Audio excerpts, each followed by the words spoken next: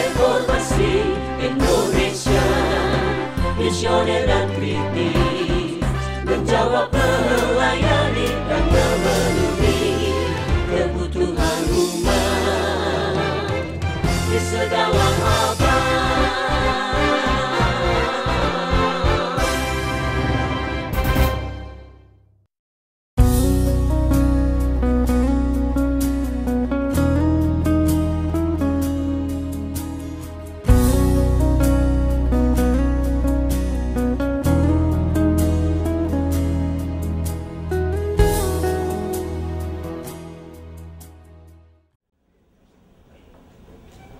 Kita akan membuka Alkitab kita sebagai perenungan kita pada kesempatan ini yang terambil dari Kolose pasal yang pertama ayat 24 sampai 29.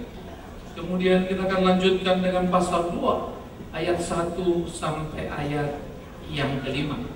Kita mempersiapkan Kolose pasal 1 ayat 24 sampai 29. Kemudian kita akan lanjutkan dengan pasal 2 ayat 1 sampai ayat yang kelima. Jika saudara sudah menemukan, kita akan membacanya secara bersaut-sautan. Kita mulai dari pasal 1, saya baca 24, saudara 25, terus pasal 2, 1 sampai 5. Sekarang aku bersuka cita bahwa aku boleh menderita karena kamu, dan mengenapkan dalam dagingku apa yang kurang pada penderitaan Kristus untuk tubuhnya, yaitu jemaat.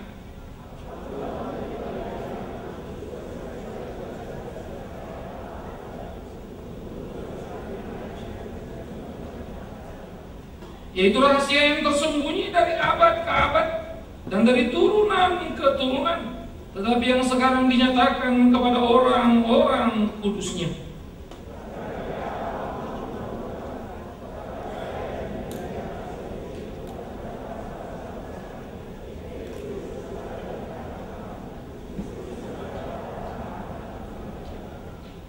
Ialah yang kami beritakan apabila tiap-tiap orang kami nasihati dan tiap-tiap orang kami ajari dalam segala hikmat untuk memimpin tiap-tiap orang kepada kesempurnaan dalam Kristus.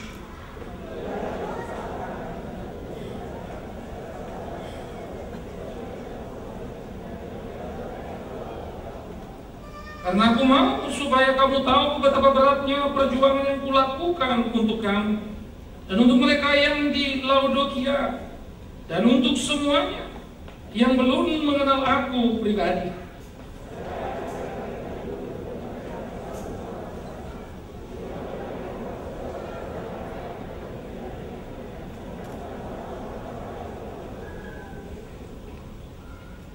Sebab di dalam dia tersembunyi segala harta hikmat dan pengetahuan.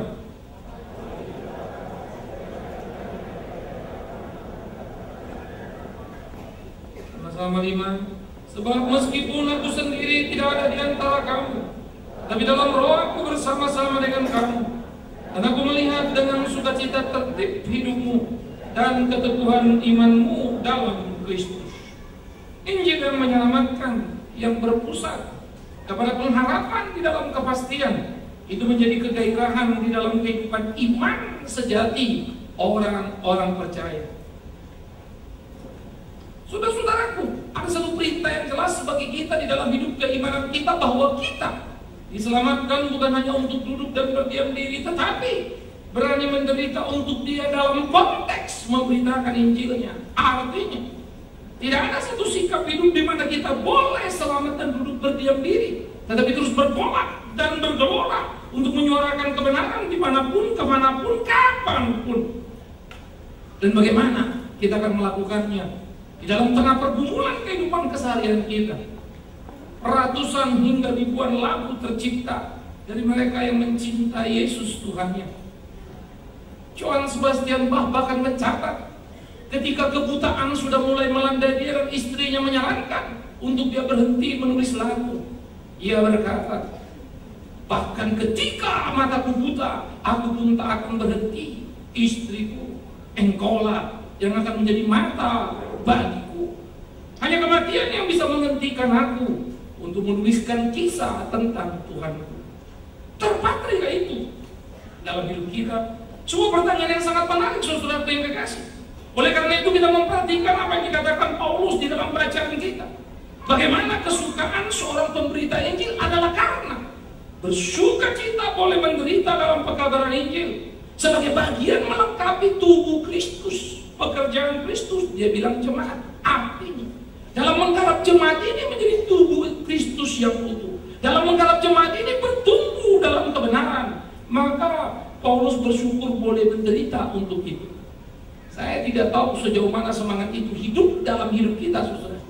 Tetapi saya pikir tiap kali orang berpikir tentang pelayanan, maka dia akan berpikir pelayanan mana yang memberi dia fasilitas dan kenikmatan. Pelayanan mana yang akan memberikan dia gengsi dan kehormatan. Pelayanan mana yang membuat dia terkenal dan dikenal. Tidak akan ada orang terlalu bodoh masuk dan memilih sebuah pelayanan ketika pelayanan itu tidak menjanjikan. Pengalaman saya berurusan dengan orang-orang yang mau melayani, baik ketika melamar di sekolah kita, baik ketika dalam berbagai diskusi, pertanyaan selalu berkisar seputar masa depan, saudara yang dikasih. Dan akhirnya orang memukirkan, melukiskan keluh kesah yang tidak pada tempatnya. Maka semakin sadarlah kita betapa hidup sangat menyedihkan. Kalimat yang paling terkenal, melayani sih melayani, tapi kan kita butuh uang untuk hidup. Saya tidak tahu lagi apakah uang yang membuat kita hidup atau Tuhan yang membuat kita hidup. Jika Tuhan membuat engkau hidup, maka Ia akan mengirim apa yang perlu bagimu. Tapi jika uang yang membuatmu hidup, engkau tidak lagi memerlukan Tuhan menjadi nomor satu hidup. Bagi saya itu ironi. Karena itulah saudara yang kekasih, apa yang dikatakan oleh Paulus menjadi sebuah pembelajaran bagi saya yang sangat menemplak dan mengatakan bagaimana aku bersuka cita bahwa boleh menderita dalam dagingku. Untuk apa yang kurang pada penderitaan Kristus Tuhanku?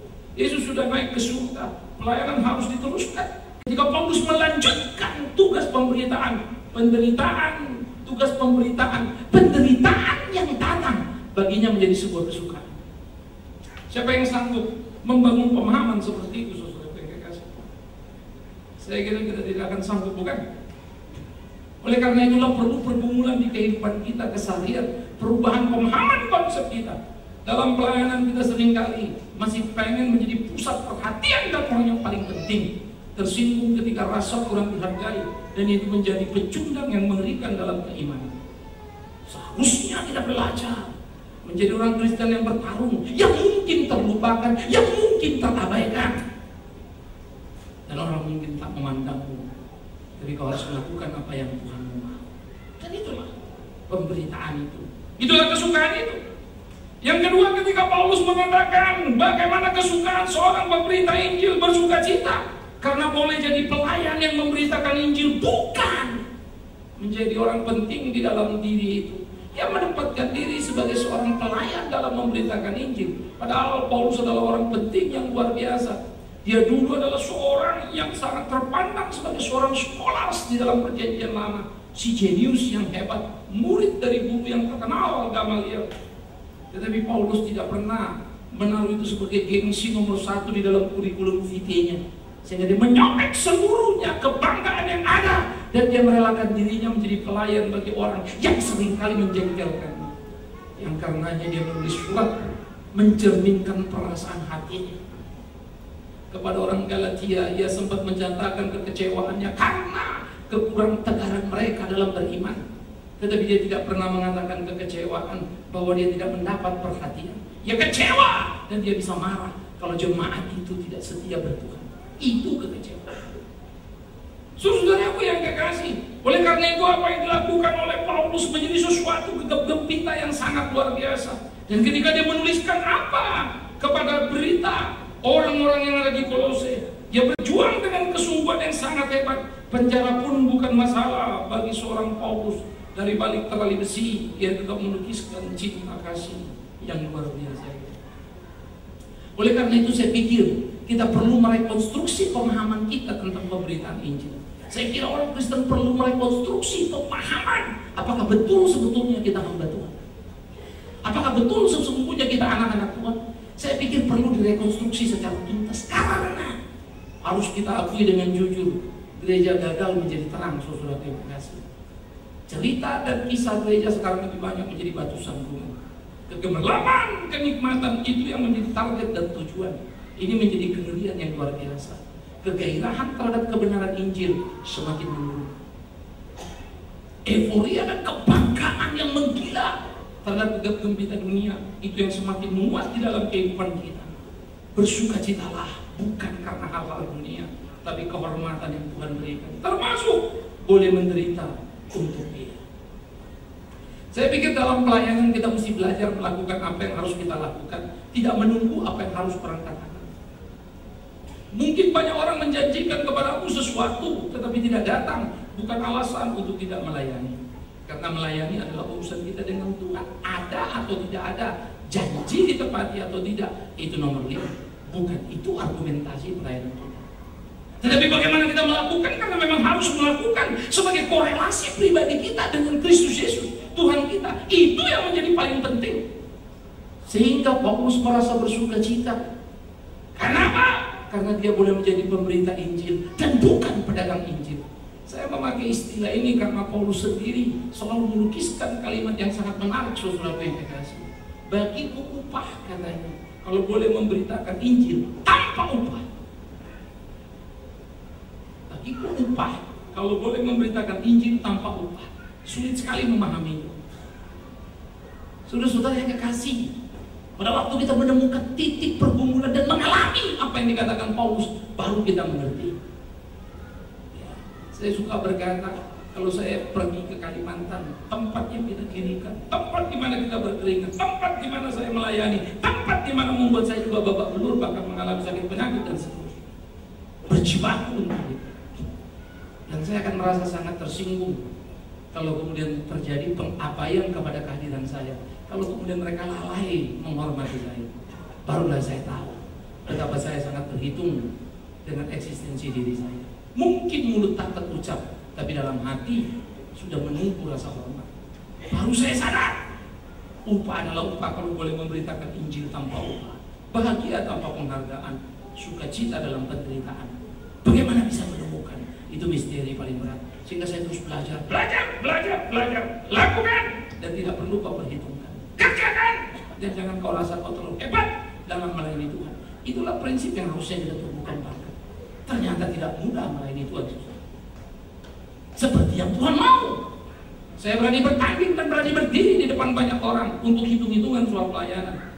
Saya kira rapot saya cukup bagus, tetapi saya tidak berani menghadap kepada Dia dan mengatakan pelayananku bagus, karena gentar batin dalam kejujuran.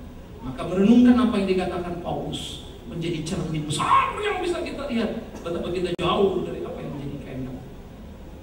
Ayo saudara, oleh karena itulah mari kita belajar untuk melakukan apa yang menjadi Tuhan mau. Dan Paulus menelunjuk kepada beberapa orang dan berkata, banyak orang memberitakan Injil untuk perut mereka. Mereka mencari keuntungan dari pemberitaan Injil, entah uang, entah nama. Semua orang berbondong-bondong buka gereja karena menjadi usaha yang paling bagus dalam datang mengumpulkan uang. Semua orang berbondong-bondong menjadi pendeta asal bisa bicara karena menjadi pelayan yang paling sederhana, gagal berprestasi, masuk di sana, dan semuanya bisa mengandalkan cuap-cuap tanpa pernah mau belajar. Mudah bagi kita untuk mengenali siapa yang cinta Tuhan betul-betul. Siapa yang cinta Tuhan betul-betul pasti dia akan terus belajar dalam hidupnya, mendalami dan tidak berhenti. Dia pertandingkan, pertaruhkan, dia akan meminggirkan berbagai dalih. Tetapi barang siapa terlalu banyak berdalih sehingga tidak bertumbuh dalam pelayanan, dia terlalu cinta dirinya, dan dia akan menumpuk ribuan dalih alasan dalam kegagalannya. Itu menyedihkan. Karena itu, kalau engkau berkata habis dia begini, saya mau begini, tapi begitu. Paulus berkata, jangan itu. Aku bersuka cita ketika aku boleh mengalami kesulitan, kepahitan, penderitaan demi pelayanan kepada tubuh Kristus. Puji Tuhan. Oleh karena itulah saudara yang kekasih, di dalam nama Tuhan Yesus Kristus, camkan, pikirkan itu. Betapa sebetulnya kita jauh dari memasukkan Injil karena hidup kita berpusat kepada diri dan selera kita, bukan kepada Injil itu. Karena itu bersukacitalah. Maka orang yang bersukacita memberitakan Injil, tidak mungkin dia pernah bisa berhenti, karena penderitaan pun menjadi kesukaan, apalagi kesukaan itu sendiri. Keunggulan yang luar biasa saudaraku yang kekasih, tidak ada orang yang bisa menghentikannya. Karena itu kita mesti terus maju dalam kehidupan kita.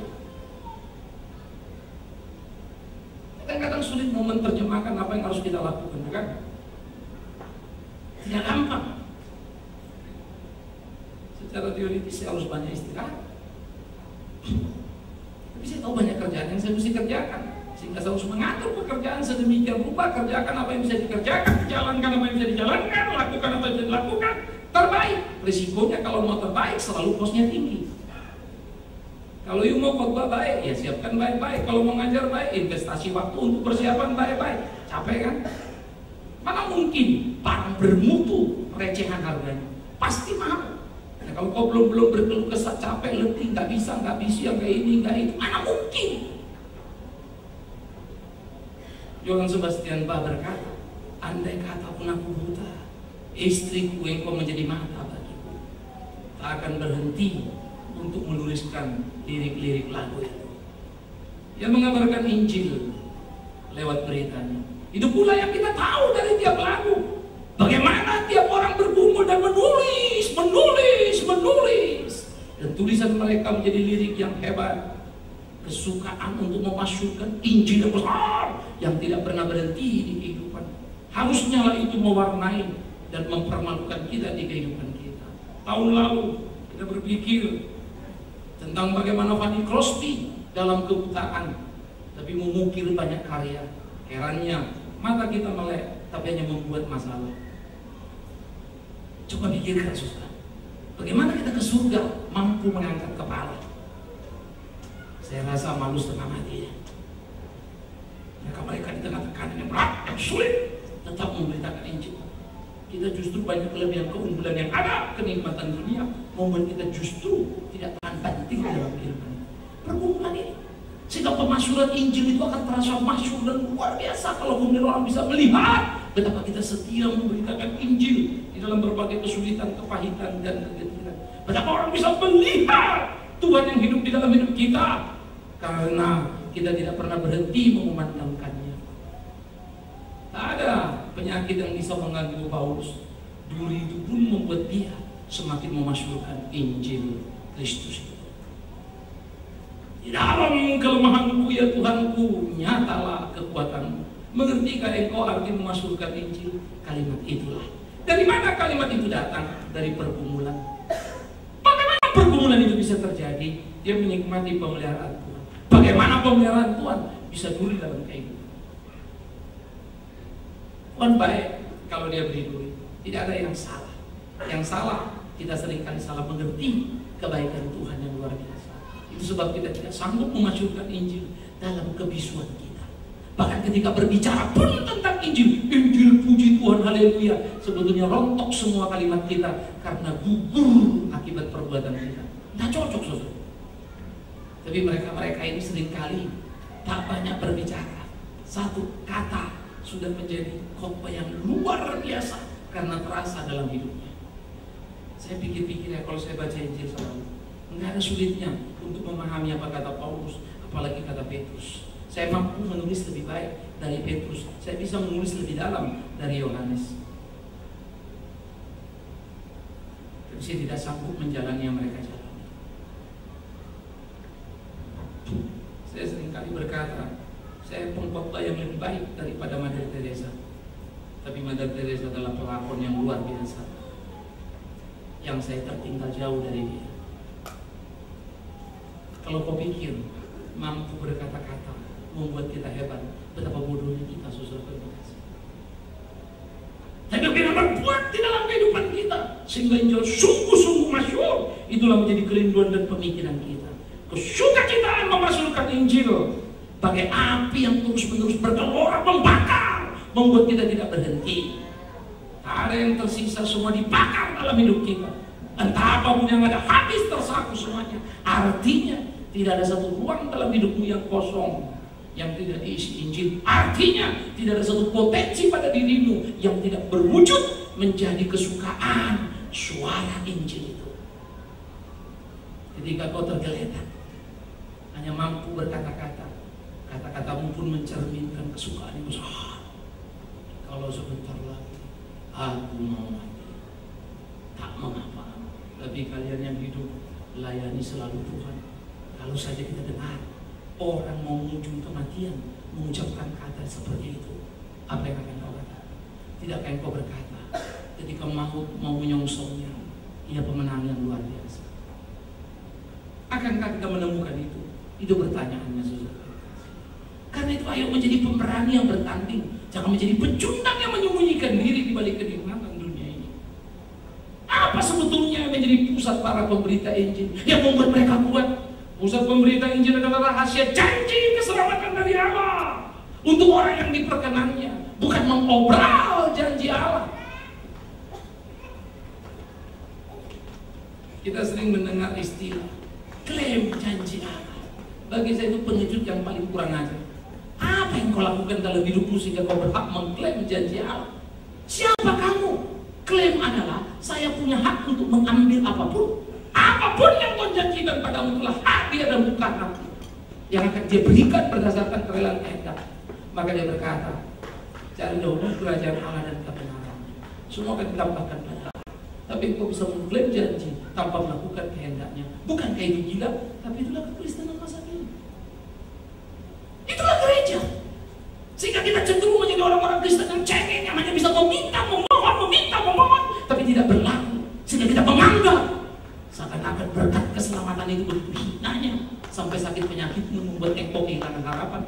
Apakah kau pikir kematian dia untuk menebus dosamu, memindahkan engkau dari neraka ke surga tidak berarti sampai kau merasa penderitaanmu begitu berat dan engkau berteriak kepada dia? Kalau saja kita mengerti betapa mahalnya kasih karunia keselamatan, mana bisa mulut berteriak terhadap sebuah penderitaan? Muliakanlah Tuhan, jalanilah hari-hari. Ini akan jadi pertandingan dalam kehidupan kita, saudaraku yang kekasih. Harus inilah menjadi pergumulan kita di kehidupan keseharian kita. Bagaimana kita melayani Tuhan kita, melakukan apa yang Tuhan mau di dalam hidup ini. Itu sebab ketika untuk menyatakan Injil itu, dia turun dari surga mulia, Kristus yang sama dengan Allah mengosongkan diri menjadi sama dengan manusia.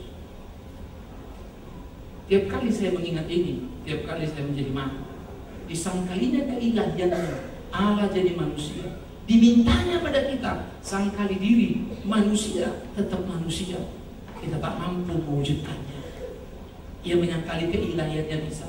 Mengapa sulit bagi kita menyangkali diri kita? Kecintaan terhadap keberdosan yang mengerikan, itulah yang terjadi. Kecintaan terhadap diri adalah ruang di mana dosa bertumbuh dalam kehidupan kita, saudara yang kekasih. Karena itu ayo kita terus belajar melakoni apa yang menjadi kehendak Tuhan itu, supaya kita tidak terjebak. Kristuslah yang menjadi pusat pemberitaan kita. Jangan kurangi beritanya. Dia tidak pernah menjanjikan kalau kau ikut dia sakitmu akan sembuh. Dia tidak pernah menjanjikan kalau kau ikut dia maka kau yang miskin jadi kaya. Itu penipuan, tidak ada di Alkitab. Tapi dia menjanjikan kepadamu kalau engkau setia mengikut dia, dia akan memakaimu menjadi alatnya. Entah lewat kekayaanmu, entah lewat kesehatanmu. Itu urusan dia dan bukan urusanmu. Jangan sampaikan janji yang Tuhan tidak pernah katakan.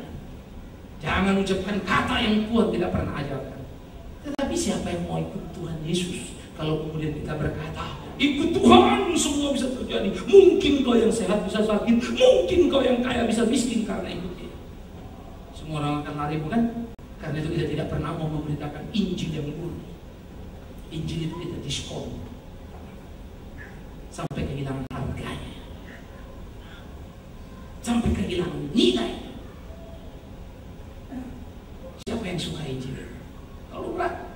Karena itu siapa yang bisa memasukkan Injil itu? Hanya yang menyukainya. Siapa yang menyukainya? Sulit mencarinya. Karena itu kita mempunyai ruang untuk bertanding, saudara. Bagaimana kita memasukkan Injil itu dengan gegap gempita, di dalam kegairahan dan semangat yang luar biasa, berani menyuarakan suara Kristus itu sendiri. Dalam diskusi saya dengan beberapa rekan, saya katakan saya bisa menceritakan apa yang dibutuhkan orang. Karena saya lama marketing, saya sangat mengerti marketing. Kalau gereja saya umpamakan jemaat sebagai market, saya tahu produk apa yang dibutuhkan jemaat. Dan saya bisa menjual produk yang pasti dicari orang. Saya mampu untuk menjadi orator, saya mampu untuk jadi motivator. Tapi saya sadar betul karena saya akan berkelahi dengan hati nuraniku, maka aku pilih untuk tidak. belajar murni. Tidak mudah, yes. Saya sudah mau saja masih susah, apalagi nggak mau, apalagi dengan sengaja. Kemudian saya menjual belikan Injil itu dan mulai memberitakan yang bukan berita Injil itu. Maka aku tidak sedang memasyhurkannya, tapi justru menggerogotinya. Lagi-lagi Paulus mengkritik orang dan berkata, mereka mengambil keuntungan dari Injil. Sebetulnya mereka tidak pernah memberitakan Yesus itu. Diri mereka lah yang mereka beritakan, doktrin kosong yang tidak ada gunanya. Begitu kerasnya kalau baca Alkitab.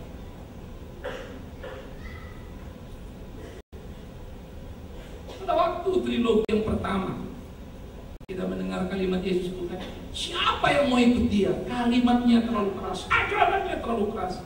Maka sebagian dari murid-murid itu pergi meninggalkan Yesus. Tinggal yang 12 murid dan dia bertanya, mengapa kalian di sini? Tidakkah kalian juga pergi? Bukankah aku memilih kalian 12? Tapi satu di antara kalian akan menyerahkan aku. Ternyata murid yang bertahan tidak keluar karena ajaran yang keras, satu pun masih penjahat. Gila ya. Jadi saya mulai pikir-pikir, tiap hari ajaran keras Tuhan Yesus itu bisa dinikmati dan dimanipulasi sama dia. Nah itulah si Yudas.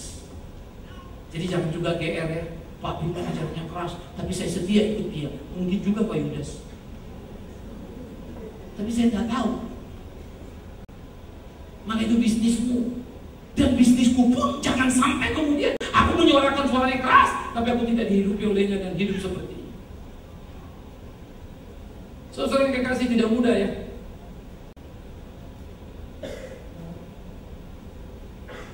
Ketika melihat kesulitan, kesengsaraan dalam banyak persoalan, sebetulnya saya sangat terobsesi untuk memikirkan orang-orang yang lebih bawah, berbuat lebih banyak lagi. Tidak lompat-lompat, tetapi mulai memikirkan dengan sistematis. Saya sangat terobsesi kalau bisa menolong lebih banyak orang lagi. Tapi kemudian kebingungan sendiri dengan waktu yang ada, tenaga yang ada, kekuatan yang ada.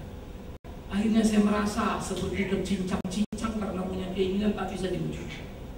Dan aku tahu keinginan ini bukan soal apa yang aku mau, tapi Tuhanku mau. Seakan-akan Tuhan mau mengatakan kepada aku, jangan kau pikir ketika kau ingin melakukan apa yang baik menurutku kau dengan segera bisa. Itu pun anugerahku. Maka saya berdoa dan berkata, Tuhan tolong. Saya ingin sabar mendengar orang-orang bawah, tapi kadang-kadang tak mampu melakukannya.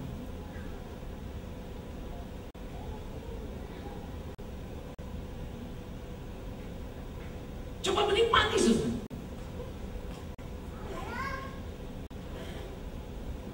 Membantu kami, anaknya sekarang tinggal di rumah, lalu kita suruh sekolah.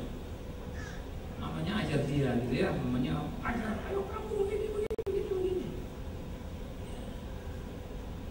Saya coba turun, saya coba membantu anak itu belajar, tapi baru saya tahu ngajari matematik gimana lagi ya.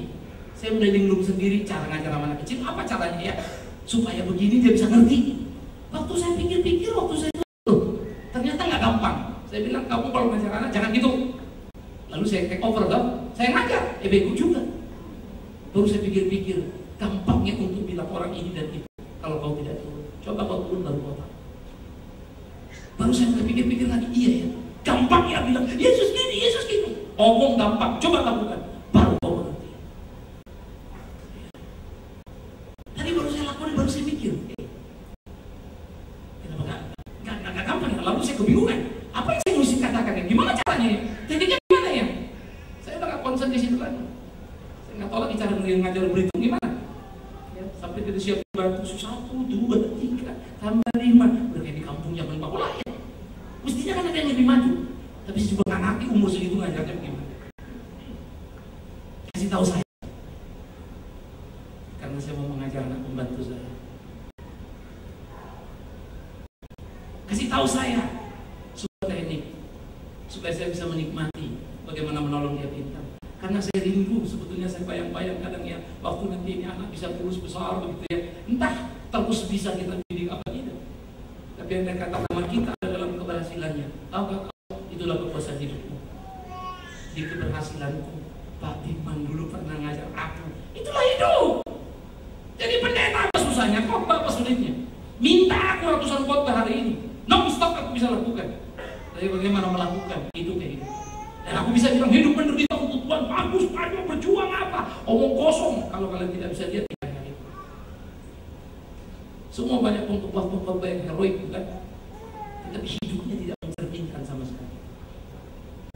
Bukankah kita juga sama? Bukankah semua kita berani untuk menyuarakan ini dan itu, tapi kita tidak melakukan, bukan? Betapa tidak mudahnya sebuah kehidupan.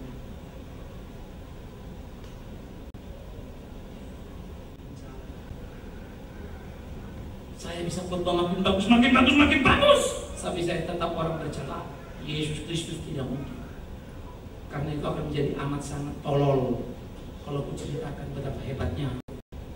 Aku harus menceritakan betapa hebatnya dia, dan sadarlah aku betapa tidak hebatnya. Camkan itu. Sampai tiap kali kau berbicara tentang Kristus Tuhan itu, setiap kali kau berbicara tentang Rasul itu, bercermin dirilah. Itukah aku? Jika bukan, maka katakanlah kepada jiwamu, hai jiwaku, kurang ini, kurang itu, harus begini dan harus begini. Mudah bagi kita menghormati orang selevel, mudah bagi kita menghargai teman-teman, bukan? Apalagi orang tidak kenal, baru ketemu kita berusaha memberikan citra yang baik. Tetapi semakin dekat, semakin sulit kita memahami. Apalagi kalau cuma bawahan kita. Kita tidak terlalu peduli dengan perasaan. Kristenkah itu? Tidak. Karena itu kalau kita pikir-pikir, Kristenkah kita? Mungkin juga tidak. Jadi bagaimana kita bisa memasukkan Injil itu? Hanya satu, orang tahu kita Kristen, bukan karena KTP kita. Orang tahu kita Kristen karena sikap hidup kita. Dan Paulus bilang, aku bersyukur boleh menderita melengkapi pelayanan Kristus untuk jemaatnya. Aku bersyukur aku boleh menjadi pelayan bagimu, bukan jadi bos bagimu, jadi pelayan. Saudara yang terkasih, betapa indahnya, betapa menyenangkannya kalau bisa kita hidup melakukan apa yang menjadi kehendak Tuhan. Sehingga ibadah adalah ibadah bagaimana memuliakan Dia, memberitakan Dia Kristus Tuhan, bukan diri, bukan aksesoris, bukan apa yang ada.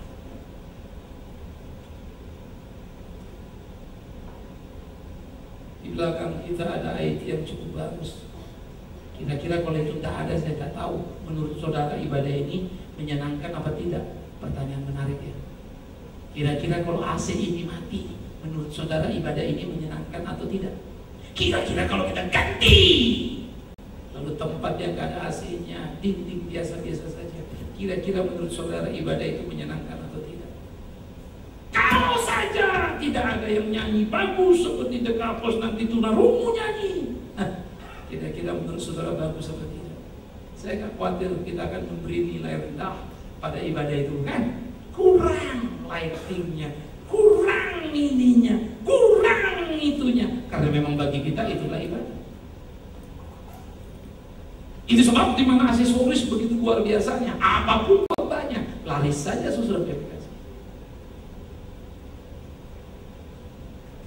Ya, kita mungkin bisa menikmati anak-anak nyanyi, oh bagus, karena itu anak kita. Tapi ketika teman kita nyanyi, kurang bagus, karena itu kompetitor kita. Kita nggak bisa menikmati utuh. Itu hidup kita, bukan? Ayo kita belajar. Supaya kita manusia yang payah ini terus bergerak, maju dan menikmati itu, saudaraku. Oleh karena itulah gereja harus jelas dan tepat dalam menentukan fokus kemana sebetulnya kita mau pergi. Karena itu kita di dalam memasukkan Injil pertama, marilah kita belajar bersyukur atas karunia Allah di dalam Kristus yang sudah menyelamatkan kita. Jangan pernah bersyukur hanya karena kau bukan orang miskin. Jangan hanya bersyukur karena kau bukan orang yang sakit. Jangan hanya bersyukur karena kau tidak punya masalah. Kau orang yang paling bodoh. Bersyukurlah karena kau sudah diselamatkan Kristus. Entah kau sakit, entah kau miskin, entah kau punya banyak masalah dan tuntutan. Kalau betul kau sudah diselamatkan, pasti hidupmu akan mencerminkan, dan engkau akan menjadi orang yang memasyurkan Injil. Belajar menikmati. Barang busuk kayak kita ini mau apa? Pantasnya terbuang. Saya kalau pikir-pikir hidup saya di waktu lampau, nggak ada apa-apanya.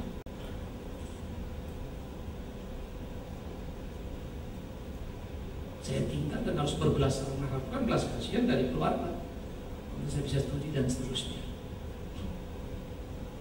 Perjuangan yang berat. Tetapi itu bersyukur kepada Tuhan membuat saya menjadi sensitif terhadap situasi-situasi karena saya pernah di situ. Saya tahu sakitnya kalau dibentak orang hanya karena saya dibawa dan nggak bisa ngelawan. Saya tahu sakitnya tidak dihargai orang. Padahal kalau saya mau lawan bisa nih, tapi saya nggak berdaya karena saya kalah secara ekonomi. Betapa bodohnya kalau kita teruskan, bukan? Maka saya mulai membayangkan tiap kali hari hidup kita, kira-kira kita nyakitin orang nggak ya? Sadar tidak sadar kita bisa melakukan sesuatu yang keras. Kita menyakiti banyak orang dalam hidup kita. Karena itu rubah mindset. Jangan rasa kau hebat dan diberkati Tuhan hanya karena kau kaya. Demi Tuhan yang hidup. Sampah hartamu. Saya bukan orang miskin. Saya punya rumah, saya punya mobil. Tapi maafkan saya, itu bukan cerita pertama dan utama hidup saya sebagai pendeta. Hidup saya seperti dongeng dan keluarga. Tuhan cukupkan banyak hal. Tapi maafkan saya, itu bukan cerita yang perlu kuceritakan. Aku lebih suka menceritakan kepadamu bagaimana aku hidup sesuai dengan kehendak Tuhan dan seringkali gagal. Dan batinku menjerit, Tuhan tolong. Ketimbang aku menceritakan, tahu-tahu ada orang antar uang, tahu-tahu dapat mobil, tahu-tahu ini, tahu-tahu itu. Maafkan aku. Bukan itu memasukkan Injil. Karena itu ayo kita syukuri hidup kita. Apa yang ada pada kita. Bersyukur dan bersyukur melakukan apa yang Tuhan mau. Yang kedua, kita belajar dan bersikap tegas terhadap ajaran-ajaran yang meninabobohkan. Seperti apa yang dikatakan oleh Paulus. Kukatakan supaya jangan ada yang memperdayakan kamu dengan kata-kata yang indah. Pasal 2 ayat 4 itu menarik. Karena ternyata jemaat Tuhan sejak dulu dininabobohkan dengan kata-kata yang indah. Beginilah, begonolah. Sampai Paulus bilang banyak kali orang berkaya pada penglihatan ngomong seperti berhikmat soal malaikat lah, soal inilah, penglihatan inilah, penglihatan itulah. Padahal sesungguhnya mereka itu sampah. Karena kalau bagimu Injil tidak jelas, bagi saya sulit mengerti karena Injil terlalu jelas. Bacalah, renungkanlah, lakukanlah, maka tahulah engkau betapa amat sangat indahnya. Oleh karena itu mari kita bergumul dengan kehidupan kita dan tidak terminabobo, saudara, berani bersikap tegas, mengambil sebuah keputusan di mana kita harus ada, sehingga kita tidak goncang ganjing dan seterusnya. Ini menjadi pemikiran-pemikiran serius lagi yang perlu kita kembangkan, sehingga dengan demikian kemasyhuran akan Injil itu nyata dalam hidup kita. Saya tidak akan bosan-bosan berkata, pengaruh kekristenan di bumi sekarang ini, di dunia sekarang ini payah. Hanya saja seminar-seminar gereja menurut saya tidak jujur banyak pemimpin-pemimpin gereja ini. Wah, gereja hebat, gereja ini, gereja luar biasa, berkembang di sana, berkembang di sini. Lihatlah, banyak perkembangan gereja dan banyak perkelahian di sana. Kita ini nggak bisa besar, saudara. Besar dikit sombong luar biasa. Maka saya lebih suka kerja itu dihajar oleh Tuhan. Ya, kalau kita diburu-buru orang mau dibakar, mau dihancurin, keteguhan berdua bagus ya. Tapi kalau sudah aman, tentram, semua bisa diatur, kita jadi cenderung kurang ajar ya. Tapi masa juga kita mesti diburu-buru terus baru berdoa sungguh-sungguh, kan kacau juga kan? Iya dong, gimana dong? Matang dikit kan, jadi itu judulnya saudaraku. Bagaimana kita bisa hidup sungguh-sungguh, menikmati anugerahnya itu. Kalau kamu lihat Indonesia yang babak belur ini, saya selalu berkata pada dirimu, betapa tololnya aku dan betapa kurang bertanggung jawabnya. Itu tanggung jawab saya. Indonesia ini bobrok. Makin hari makin memuatkan. Tidak ada yang bisa dicontoh, diteladani. Tapi persoalannya, saya pun tidak jadi role model dalam kelas nasional. Berarti saya itu tolol dan saya akan bertanding. Tapi saya pun kadang pikir lewat mana ya? Karena saya harus hati-hati supaya saya jangan terperosokkan.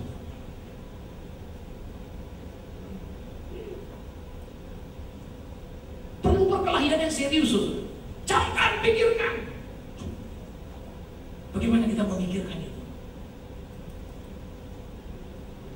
Jeritan saya masukkan di televisi di program kita. Jeritan saya masukkan di khotbah-khotbah kita, di acara radio kita. Gimana supaya nyampe lagi? Sekarang kita punya Reformata tabloid, kita bikin Reformata online, dan kita sudah bikin Reformata audio streaming. Masukkan semua. Dan saya lagi memompa diri saya untuk membuat satu rubrik lagi yang akan saya tulis setiap hari. Entah bisa apa enggak ini saya lagi berkelahi dengan itu. Bagaimana sekarang saya akan berinteraksi dengan kehidupan negara ini? Sorot. Topiknya sudah saya bayangkan. Tiap ada orang keluar masalah, ini yang akan saya lakukan.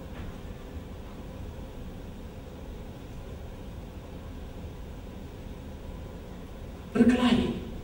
Ayo semua ikut berkelahi, saudara. Bertanding kita dengan zaman ini. Jangan berkelahi sesama saudara seiman. Kan kacau balau ya.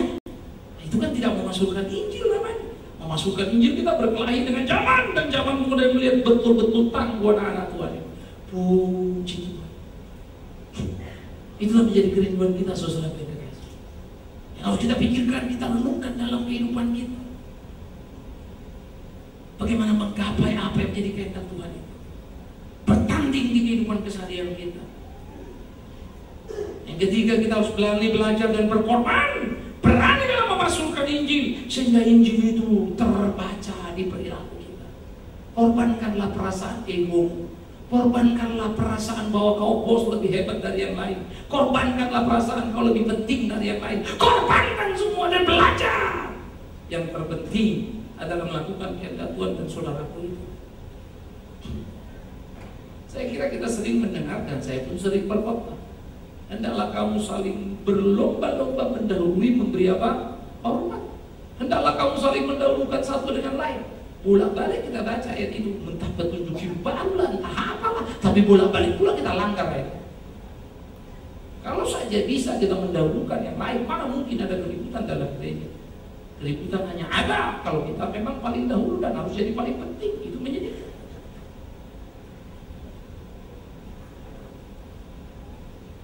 Tapi saya juga harus jujur berkata, nggak gampang, saudara. Ketika saya memberi satu ruang dan membuka dan membuka dan membuka, kadang-kadang saya juga nggak rela loh kalau dikritik orang atau diomongin begitu ya. Nyakitin juga. Apalagi kalau kita merasa kita lebih tahu, lebih pintar, lebih hebat. Baru saya mengerti apa arti memberitakan Injil. Bukan di sana, bukan di sana, bukan di situ. Di sini. Sikap hati, sikap hidup kita. Baru saya mulai ngerti kenapa orang seperti Fanny Crosby yang buta bisa melukiskan syair lagu yang indah. Baru saya mengerti kenapa orang seperti Johann Sebastian Bach menghadapi kebutaan tak berhenti menceritakan Injil. Baru saya mengerti mengapa kemudian Paulus dalam kesulitan kepahitan justru bersyukur. Ketika aku mengenal mereka, aku mengerti, dan itu hidup. Karena itu harus ada progres dalam hidup kita. Ya dulu saya pendeta, mimpi saya cuma satu, saudara. Gimana saya jadi pendeta top? Wah, itu target nih. Tapi lama-lama ya nggak beres nih. Pelan-pelan. Pada satu kali teman datang, Lingman, ambil program TV. Sudah waktunya kamu bicara TV. Saya biayain penuh. Saya bilang tunggu sebentar. Saya pikirkan, nanti saya cek. Lalu beberapa lagi ketemu kita. Loh, kamu kapan mau mulai? Ayo hitung biayanya, saya biayain semua. Maju. Tapi saya bilang sorry, nggak jadi. Kenapa nggak jadi?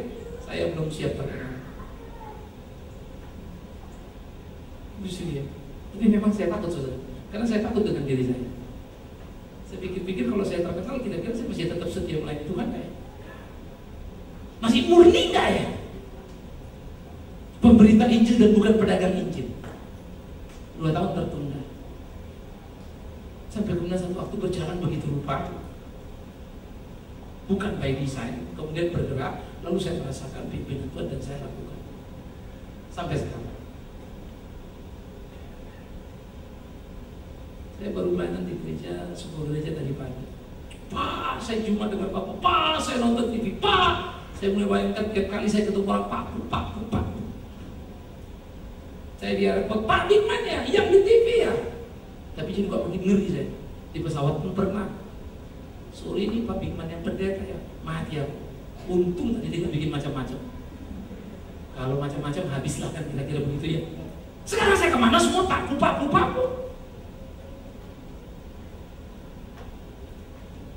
Tapi saya sudah berpikir kembali lagi.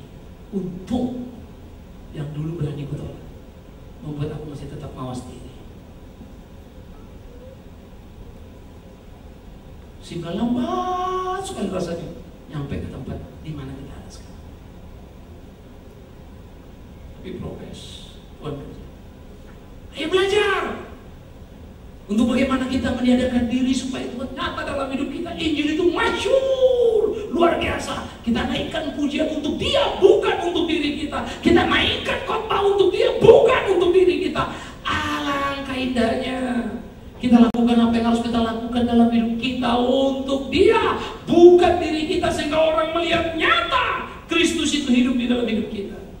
Dan mereka boleh berkata, aku melihat Yesus itu hidup di dalam hidup mereka. Aku melihat Yesus di dalam Paulus. Aku melihat Yesus di dalam para rasul. Aku menikmati Yesus yang hadir di Fanny Crosby. Aku menikmati Yesus yang hadir di Johann Sebastian. Aku menikmati Yesus yang hadir di banyak para penggugah lagu. Aku melihat Yesus yang hadir di kehidupan mereka. Alangkah indahnya. Izinkan saya menutup ini dengan satu pola dan cara berpikir.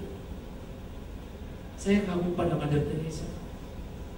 Tapi dalam sebuah diskusi, mahasiswa teologi langsung bicara, tapi saya baca loh situs Mother Teresa itu terakhir itu malah pergi ke dukun-dukun India waktu dia punya sakit. Wah, teologinya Tuhan benar, bla bla bla, nangis semua kalau ngomong.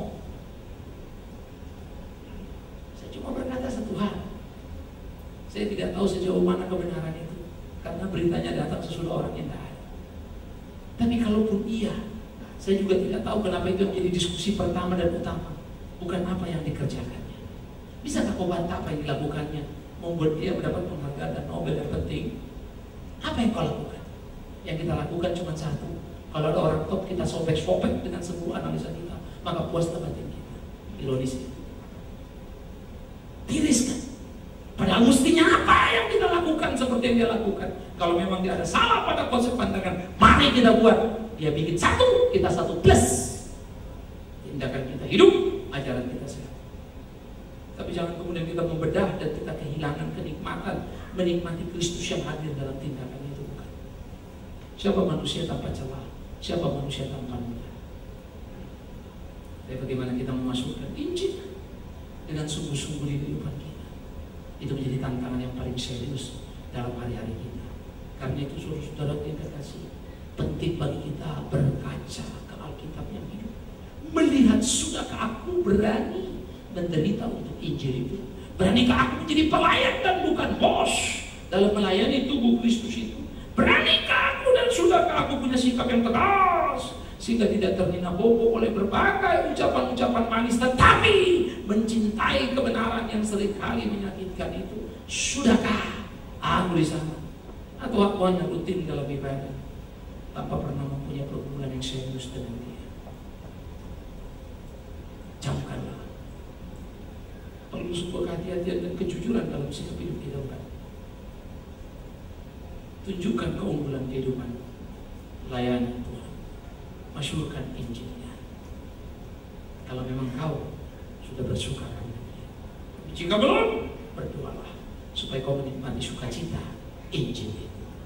Amin. Kita tunduk.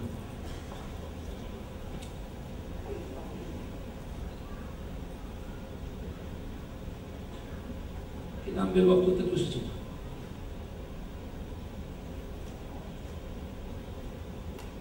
Kita Tuhan mulai meneropong diri kita. Kita mulai melihat hidup kita. Apakah kita sungguh-sungguh mencintai Dia? Apakah kita sudah memasmurkan Injilnya? Tanyalah batinmu. Hari ini dikenaikannya, kita beringati, kita syukur.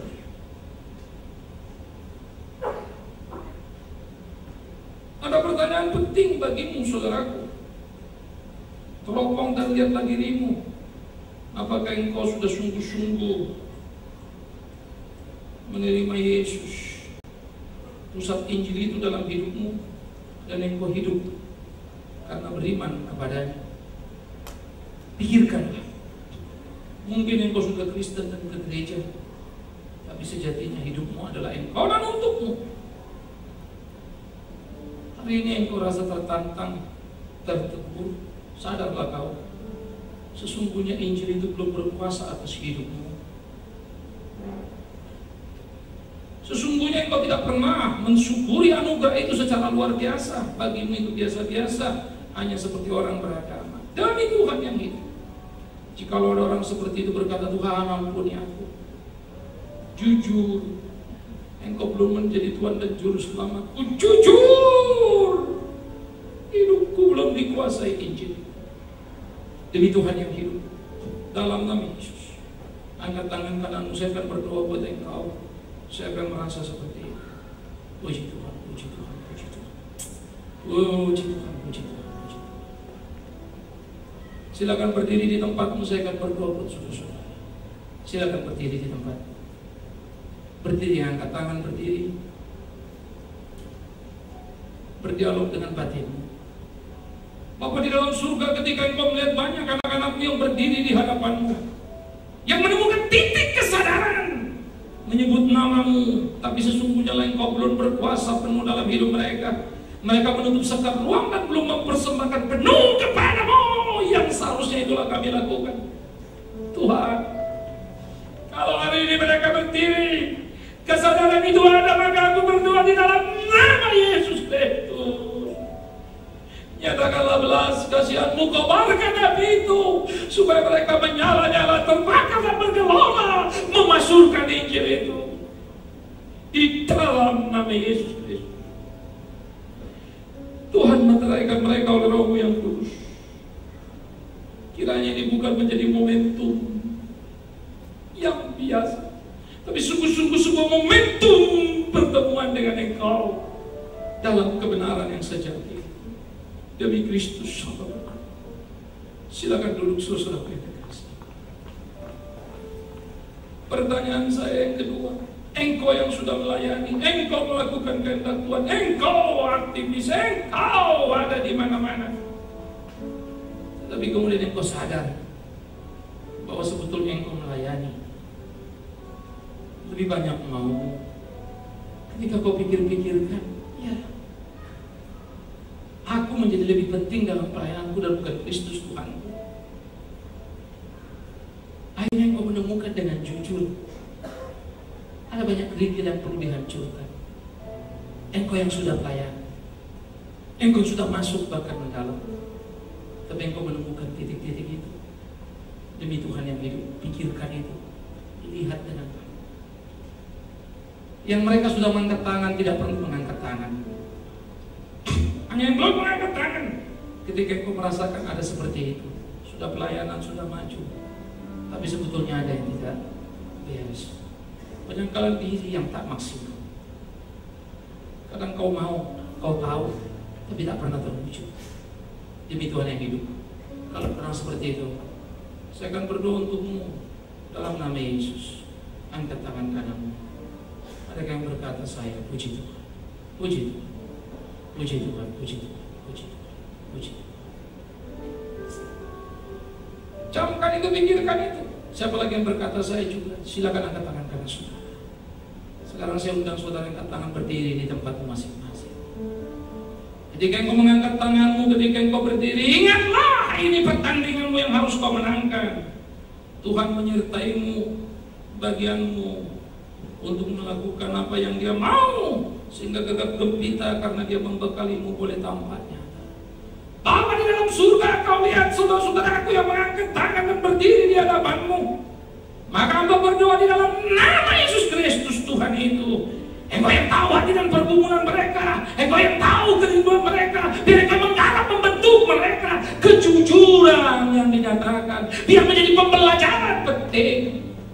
Tolong mereka berani bersikap untuk menyatakan kebenaran, menentukan tempat dan sikap melayani Tuhan, sehingga tak terombang-ambing, tak tergantung, tak tersandung hanya karena yang lain, tetapi tegak dan boleh menjadi berkat tersendiri di hidup ini. Di dalam nama Tuhan Yesus Kristus hamba berdoa, meteraikan mereka yang Kristus menggerupi. Silakan duduk saudara. Yang terakhir saya berdoa, siapa di antara engkau hari ini ada di sini yang merasakan panggilan Tuhan untuk menjadi seorang hamba Tuhan dalam pengertian penginjil ataupun pendeta, yang rasa terpanggil untuk menjadi pelayan di ranah gereja. Semua kita melayani Tuhan, tapi siapa yang punya panggilan khusus ini? Entah kau masih sekolah tapi merasakan panggilan itu, saya akan berdoa meneguhkannya. Entah engkau ada di persimpangan jalan masih mengalami kebingungan, saya akan berdoa meneguhkannya. Entah engkau baru mulai merasakan panggilan tapi masih belum tahu bagaimana jalan ke depan, saya akan berdoa meneguhkannya. Biarlah Allah yang berbicara di dalam hatimu, biarlah Roh Kudus yang menaruh panggilan itu menjadi jelas bagimu. Kalau ada orang seperti itu yang mau menjadi hamba Tuhan, entah engkau sekolah, entah engkau sedang bekerja di persimpangan jalan, atau baru merasa dan sedang dalam pergumulan, angkat tangan kananmu kalau ada dalam nama Yesus. Jika ada silakan angkat tangan. Puji Tuhan. Adakah lagi yang lain berkata puji Tuhan? Puji Tuhan. Siapa lagi yang berkata saya juga? Biar masing-masing melihat dirinya dan hatinya. Setiap saudara yang angkat tangan, silakan berdiri di tempat. Mari yang angkat tangan berdiri di tempat saudara. Kita akan berdoa saudara yang dikasihi. Adakah lagi yang berkata saya juga? Silakan berdiri. Bapa di dalam surga,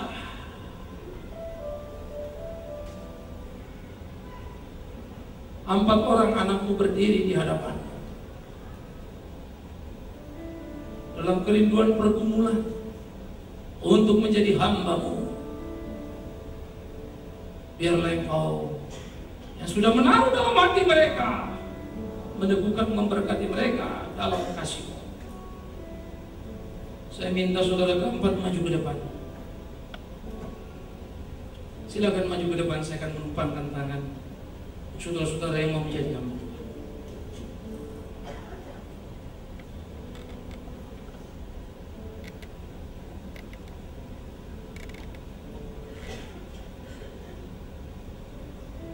Bapa di dalam surga, tangan hamba-Mu tertumpang bagi anakmu ini.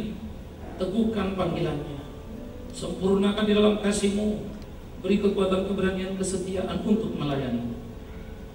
Buat dia memandang bukan kehormatan manusia yang dicari, tapi kehendak Tuhan. Dalam nama Yesus, tangan hamba-Mu juga tertumpang, biar Engkau memberkati anakmu, menyertai memberkatinya dalam kerinduannya untuk menjadi hamba-Mu. Pertetapkan hatinya, memandang ladang yang sudah menguning, yang membutuhkan pelayan yang setia. Teguhkan, tetapkan dia di dalam nama Yesus.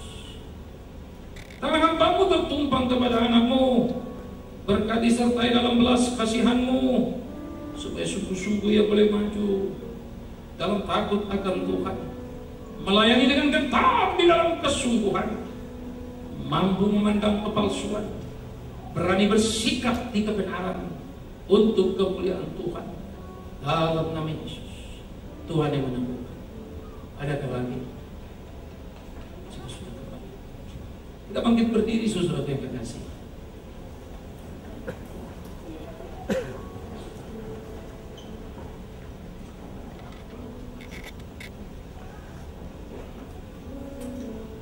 Ya Tuhan, ini kami umat-Mu, rindu memasmurkan Injil.